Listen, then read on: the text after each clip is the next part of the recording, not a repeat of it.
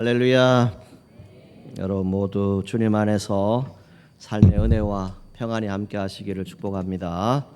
우리 옆에 분들과 같이 인사하겠습니다. 주님의 이름으로 사랑하고 축복합니다. 한 번 더 인사하겠습니다. 주님 주시는 복 많이 받으세요. 감사합니다. 자, 우리가 살아가는 세상에는 알게 모르게 계급이 생겼습니다. 그리고 그 계급에 따라서 인간의 가치가 달리 평가되고 있는 것을 볼 수 있습니다. 겉으로는 기천이나 빈부 또 유식과 무식을 표현하지는 않는데 은근히 마음속으로는 그렇게 평가하고 있는 것이 우리의 현실입니다. 그래서 사람마다 잘 살아보려고 합니다. 높이 올라가 보려고 애를 쓰는 것을 볼 수 있죠. 그런데 정작 사람의 가치는 어떤 부귀영화 그리고 지위 고하 그리고 길고 짧음에 따라서 평가되는 것이 아닙니다. 그 사람의 인생에 있어서 어떤 흔적을 남기는가, 그것이 참으로 중요합니다. 즉 부귀영화, 지위의 높고 낮음, 그건 아무런 관계가 없다는 것이죠. 세상에 그 누구라도 출생을 선택할 수는 없습니다. 저와 여러분들의 삶은 하나님 안에서 스스로 선택해서 살 수 있는 게 우리의 인생입니다. 그래서 하나님은 공평하신 하나님이십니다. 그래서 우리 안에 차별을 두시지 않았습니다. 거기에 희망과 꿈을 주시고 용기를 주셨죠. 그리고 우리의 인생을 스스로가 개척해 나갈 수 있는 그런 믿음의 사람으로 만들어 주셨습니다.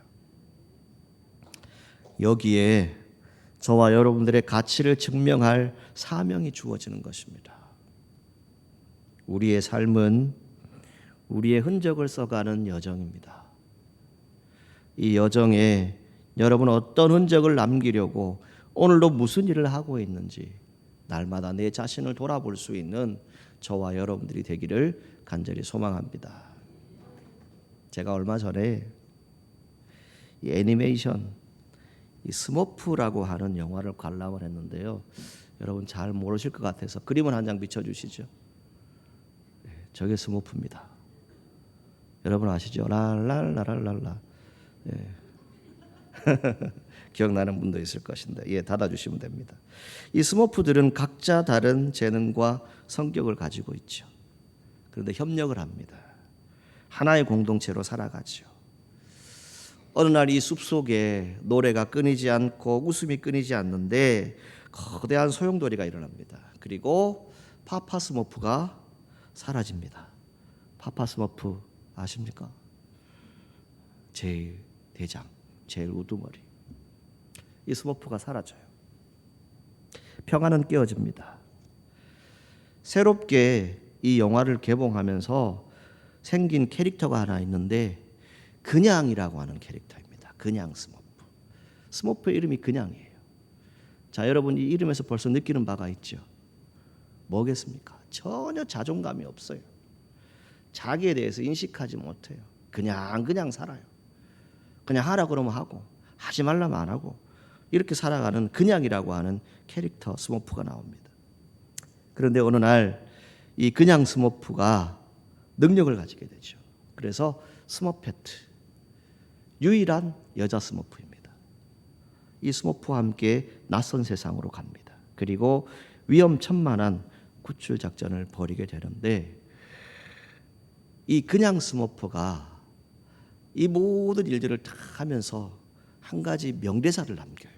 뭐냐고 얘기하냐면 한번 따라해 보실까요? 우리는 작지만 마음만은 거대하다. 여러분 스머프가 한 얘기지만 여러분 모두가 다 그렇게 되시기를 바랍니다. 우리의 삶을 보면 다 작은 것 같아요. 그런데 여러분들의 마음은 거대한 분들이에요. 왜? 하나님이 여러분 안에 계시니까. 그래서 이 그냥이는 결국 자존감이 살아나게 되고 서로를 지키는 용기와 단결이 다시 그 마을에 평화를 가져오는 것을 보았습니다. 자, 오늘 이 시대를 살아가는 여러분들에게 질문해 봅니다. 여러분 지금 자존감이 얼만큼 있으십니까? 혹 자존감이 막 낮아져 있습니까? 현대 사회에 끊임없이 우리에게 무엇을 강요하죠? 비교를 강요합니다. SNS, 학교, 직장, 심지어 가정에서도 어떻습니까? 나는 부족하다. 나는 쓸모가 없다. 나는 저 사람하고 비교했을 때 별로 예쁘지도 않고 별로 멋지지도 않아. 왜 나는 성공하지 못했을까? 왜 내 삶은 이럴까? 이런 생각들을 자꾸 하게 됩니다. 그러다 보면 스스로가 지치게 돼요. 결국 어떻게 됩니까? 내가 무가치하다고 느끼게 되니까 스스로의 자존감이 엄청나게 떨어지는 것을 볼 수 있습니다. 여러분 신앙적으로도 마찬가지입니다. 나는 아무것도 할 수 없다. 실패했다. 하나님 앞에 큰 죄를 지었다. 내 인생이 다 무너졌다. 이렇게 느낄 때가 혹시 있습니까? 그런데 성경이 우리에게 말하는 건 무엇입니까? 오늘 저와 여러분은 하나님 안에 있다는 겁니다. 이 하나님 안에 있는 분들은 그 자존감의 중심이 어디에서부터 출발해야 됩니까? 하나님으로부터 출발해야 합니다. 세상의 사람들처럼 서로 비교하는 게 아닙니다. 세상의 평가가 아닙니다. 하나님으로부터 출발하고 하나님의 시선으로 여러분 자신을 바라볼 수 있기를 주님의 이름으로 축복합니다. 자, 그러면 오늘 성경이 뭘 얘기합니까? 13절에서 14절 말씀을 보면 하나님의 섬세한 창조, 계획, 그 모든 것이 여러분 한 사람 한 사람에게 다 있음을 말해주죠. 여러분 이것을 믿으시기를 바랍니다. 그래서 13절 말씀에 뭘 얘기합니까? 주께서 내 내장을 지으시며 나의 모태에서 나를 만드셨나이다. 아멘. 여러분 어쩌다가 우연히 이 땅에 태어나셨습니까? 아니죠. 여러분들은 사랑받기 위해 태어났잖아요. 그죠? 이 땅에 살아간다라고 하는 그 존재 자체가 하나님의 살아계심을 증거하는 삶의 여정이지 않습니까? 하나님은 여러분들을 정교하게 만드셨어요. 성경은 뭐라고 얘기하시죠? 창조주다라고 말씀합니다. 여러분들의 성격, 외모, 환경, 그 존재하는 자체가 뭡니까? 하나님의 참 놀라운 기적과 같은 작품임을 말씀해 주는 겁니다. 14절에 이렇게 말씀하죠. 내가 주께 감사함은 나를 지으심이 심히 기묘하심이라. 뭘 얘기합니까? 여러분 자신을 바라볼 때 어떻게 판단하십니까? 성경은 이렇게 말합니다. 하나님이 나를 만드셨다는 이 사실, 이것이 여러분들의 자존감에 영향을 얼마나 주고 있는가, 이것을 우리 스스로가 판단해 보아야 한다는 것이죠. 하나님 우리가 어디에 있든지 간에 어떤 상태이든지 간에 늘 함께 계신다, 이것을 오늘 시편 저자는 말합니다. 이 저자가 누구지요? 다윗입니다. 다윗 어떤 사람이었어요? 참 힘들고 어려운 인생의 여정을 살았어요. 왕이 되었죠.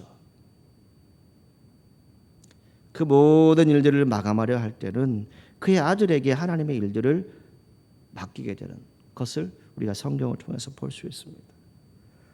그 다윗이 고백하는 것이 뭡니까? 내 존재의 처음부터 끝까지 하나님이 다 알고 계신다. 이것을 말해주는 겁니다. 오늘 저와 여러분도 마찬가지입니다. 여러분들의 처음, 여러분들의 끝 누가 다 아십니까? 하나님이 다 알고 계신다는 겁니다. 나를 떠나지 않으시는 하나님, 오늘도 여러분 모두가 이 하나님의 임재 안에서 평안을 누릴 수 있기를 주님의 이름으로 축복합니다. 자, 그러한 사람들을 어떻게 이 다윗은 말해주고 있습니까? 7절에서 10절까지의 말씀을 보게 되면 내가 하나님을 피하고 싶고 도망가고 싶어도 도저히 도망갈 수 없는, 도망칠 수 없는 그런 하나님의 역사, 하나님의 임재를 고백합니다. 7절 말씀에 이렇게 말하죠. 내가 주의 영을 떠나 어디로 가며 주의 앞에서 어디로 피하리까? 다윗은 이렇게 고백합니다. 하늘에 올라갈지라도 수월의 자리를 펼지라도 하나님이 거기 계신다라고 고백을 하죠. 어떤 의미일까요? 다윗 도망가고 싶을 때가 너무나도 많았잖아요. 죽이려고 달려드는데 도망가야죠. 도망가고 싶을 때조차도 하나님은 이미 어떻게 하셨다는 거예요? 그 자리에 같이 계셨다라고 하는 것을 고백합니다. 삶의 어떤 자리에서든지 간에 하나님은 여러분과 함께하고 계십니다. 그것이 높은 곳이든 낮은 곳이든, 때론 여러분 가운데 기쁨이 있고 슬픔이 있다 할지라도, 때론 여러분들이 성공하고 실패했다 할지라도 하나님은 그 자리에 여러분과 함께하고 계십니다. 이 하나님의 임재에서 벗어날 수 있는 사람은 여기에 아무도 없습니다. 우리는 하나님의 자녀, 하나님 백성들이기 때문입니다. 이 자존감을 가지라는 겁니다. 그리고 9절에 뭘 얘기합니까? 새벽 날개를 치며 바다 끝에 가서 거주할지라도, 이렇게 표현을 하죠. 바다 끝이 뭡니까?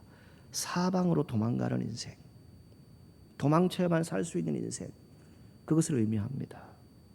아무도 없는 곳, 어느 누구의 손도 닿지 않는 곳, 그곳에 갔는데도 그곳에도 뭐가 있어요? 주의 손이, 주의 오른손이 나를 인도하시며 붙드신다. 이걸 고백을 하고 있습니다. 여러분 성경을 다시 한번 보실까요? 10절 말씀, 자 같이 읽겠습니다. 거기서도 주의 손이 나를 인도하시며 주의 오른손이 나를 붙드시리이다. 아멘.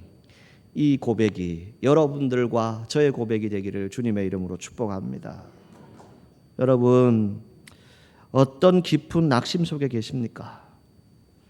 어떤 어두움을 여러분들이 만났습니까? 그때에도 하나님은 여러분들을 놓치지 않고 계십니다. 그리고 11절에서 12절에 무엇을 계속해서 말합니까? 가장 어두운 순간, 캄캄한 순간, 칠흑같이 어두운 인생의 아픔들이 찾아왔을 때, 고난이 찾아왔을 때, 그 어둠조차 하나님께는 어둡지 않음을 말하지요. 우리의 인생에 어둠이 덮칠 때가 있지요. 하나님은 그 어둠 속에서도 무엇이 됩니까? 빛이 되신다라고 말씀합니다. 두려움과 절망 속에서 우리를 붙드시는 하나님. 때론 여러분 가운데 때때로 고통이나 상실감이 찾아올 수도 있습니다. 때로는 죄책감에 시달릴 때도 있어요. 그때 우리가 고백해야 될 건 뭡니까? 그럼에도 불구하고 그때조차도 하나님은 나를 떠나지 않으셨다. 이것을 고백할 수 있어야 됩니다. 우리의 인생길 살아가는 동안 수많은 어두움이 찾아옵니다. 어떤 어두움이 있습니까? 때론 여러분 가운데 육체적인 고통이 찾아오죠. 정신적인 우울함이 찾아올 때도 있습니다. 때로는 죄의식에 사로잡힐 때도 있지요. 심지어는 아주 인생의 막다른 길, 그 어느 곳으로도 피할 수 없는 그런 자리에 여러분들이 처할 수도 있습니다. 인생을 살다 보면 이런 어둠의 길들이 누구에게나 다 찾아올 수 있어요. 그 가운데 관계성의 어두움이 찾아오지요. 믿었는데 이 사람이 날 배신해요. 너무 사랑했는데 이 사람을 잃어버렸어요. 상실감이 찾아옵니다. 감동의 어두움이 있죠. 우울합니다. 밝고 즐거워야 하는데 슬퍼요. 죄책감이 찾아옵니다. 환경을 보니 온갖 것이 다 어둠이에요. 남편도 아프고 나도 아프고 되는 일 하나도 없고 경제적으로 어렵고 쉬고 싶은데 쉴 수도 없고 이런 일들이 여러분 가운데 찾아옵니다. 여러분 이럴 때 어떤 생각을 하십니까? 요즘 새벽에 이 욥기를 계속해서 읽어나가고 있는데 욥의 고백이 뭡니까? 하나님 나를 잊으셨습니까? 그 고난과 아픔 가운데서 캄캄한 어두움 가운데서 하나님이 나를 잊으셨나? 이것을 고백할 때가 저와 여러분들에게 있다는 것이죠. 여러분 그런데 이런 상황에서도 하나님이 안 보인다고 느끼십니까? 오늘 본문의 다윗은 이렇게 고백을 하죠. 12절 말씀을 보시죠. 같이 한번 읽겠습니다.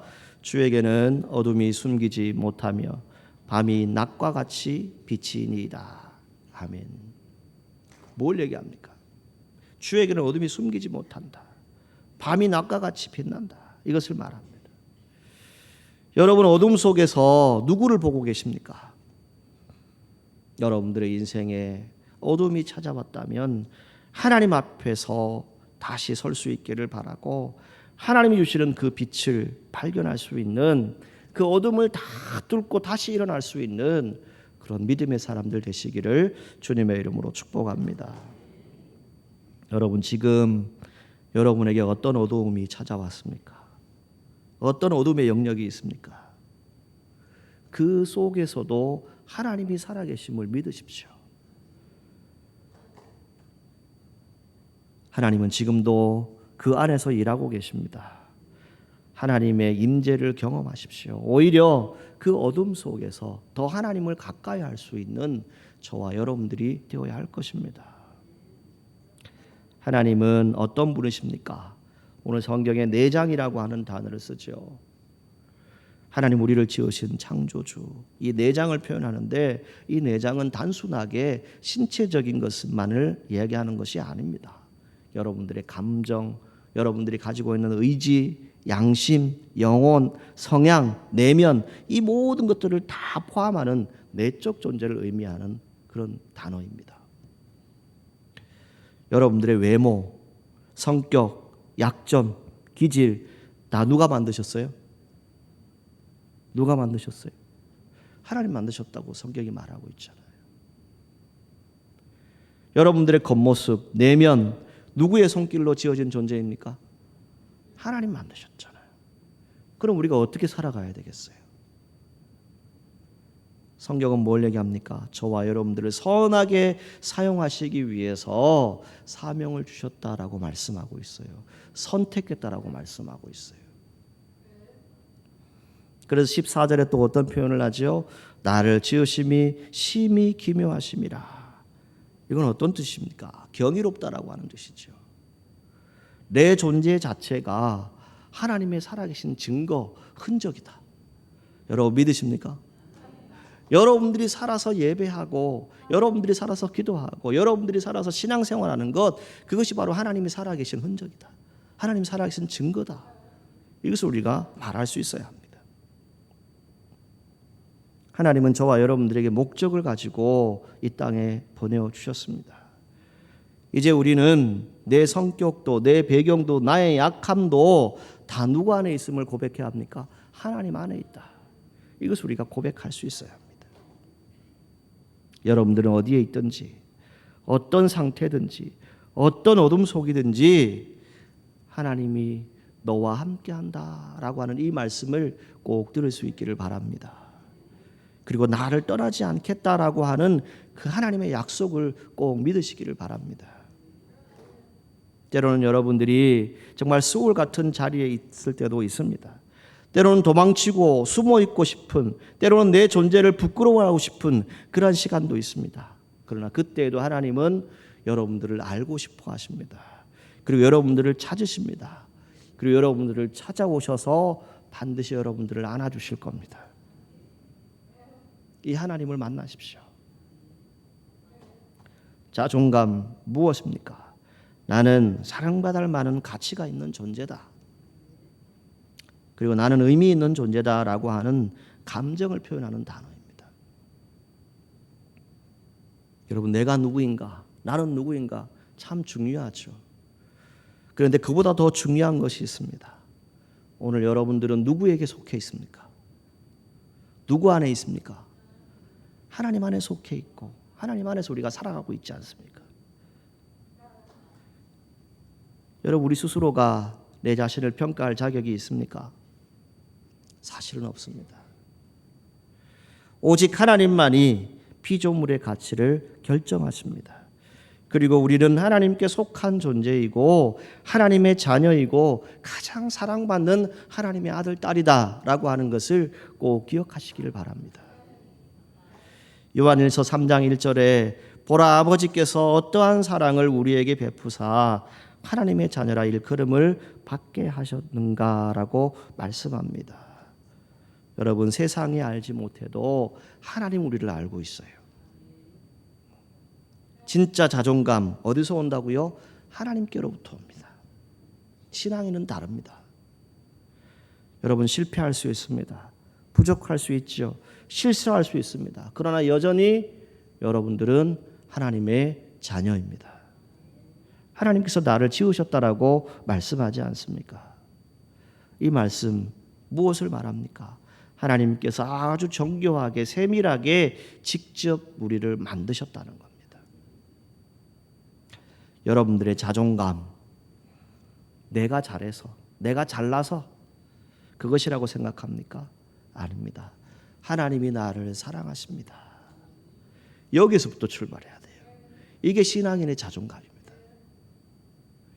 로마서 5장 8절 말씀에 의하면 하나님 우리가 죄인 되었을 때에, 실수할 때에, 실패할 때에도 우리를 기다려주시고 사랑하신 분이다라고 말합니다. 우리의 자존감 어디에 있습니까? 하나님의 무조건적인 사랑 위에 있습니다. 그 안에 세워져야 합니다.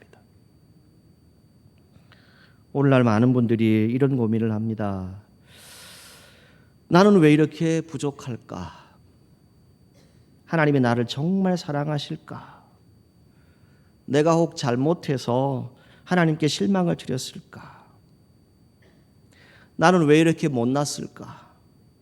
나는 아무짝에도 쓸모없는 사람인가? 저 사람은 저렇게 성공하는데 왜 나는 이 모양일까? 이런 말들을 혹 여러분 하고 있지 않습니까? 비교하기 시작하면 내 스스로의 자존감을 파괴하는 가장 큰 도구가 되어집니다. 여러분 비교하려 하지 마십시오. 여러분 한 사람은 그 자체로 하나님이 가장 귀하게 여기십니다. 여러분들 다른 사람의 강점이 있으면 그거 인정해 주십시오. 그리고 내 자신의 가치가 발견되어진다면 하나님 감사합니다. 이렇게 고백하시면서 살아가시길 바랍니다. 어떤 사람이요 거울을 보면서 이렇게 얘기를 했어요. 나는 별로야. 이렇게 느꼈대요. 그렇게 말을 했대요.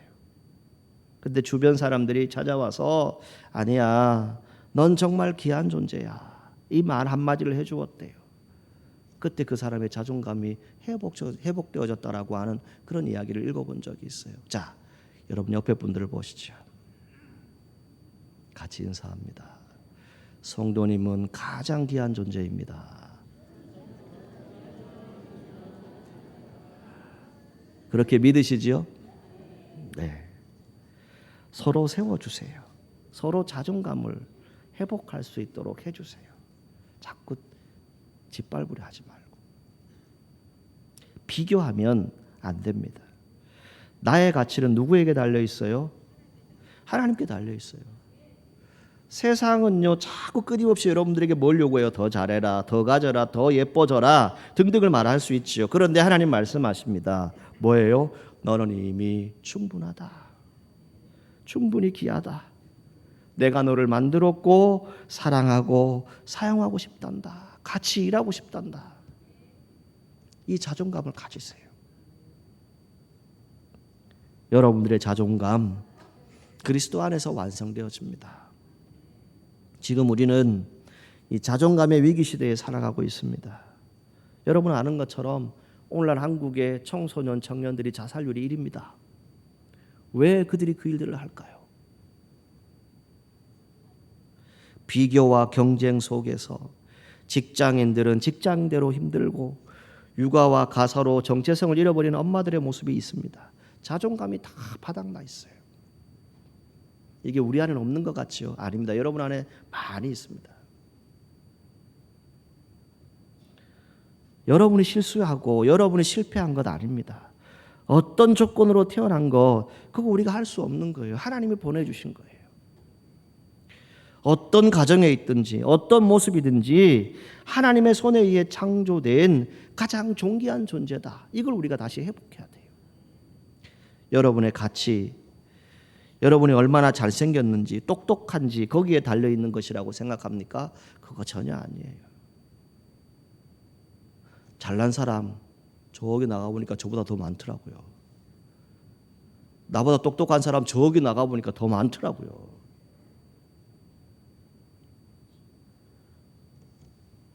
중요한 건 뭐예요? 저와 여러분들은 하나님의 손에 있다는 거예요. 여러분의 가치, 다시 말씀드리지만 하나님이라고 하는 이 사실에 달려 있습니다. 여러분들을 만드신 분 누구이십니까? 하나님이십니다. 자존감, 성경적으로 우리가 회복할 수 있는 방법이 뭘까요? 나를 괜찮게 여기는 마음, 그렇게 생각할 수 있겠지요. 그런데 여러분 이렇게 한번 생각해 보세요. 하나님이 나를 어떻게 생각하실까? 하나님이 나를 어떻게 바라보실까? 이것으로 여러분 마음을 한번 다스려 보세요. 성경은 이렇게 말하죠. 예레미야 1장 5절에 내가 너를 모태에 짓기 전에 너를 알았고 내가 배에서 나오기 전에 너를 성별하였다라고 말씀하고 있습니다. 여러분 오늘 이 시대에 많은 분들이 서로 비교합니다. 그리고 정죄합니다. 자꾸 판단해요.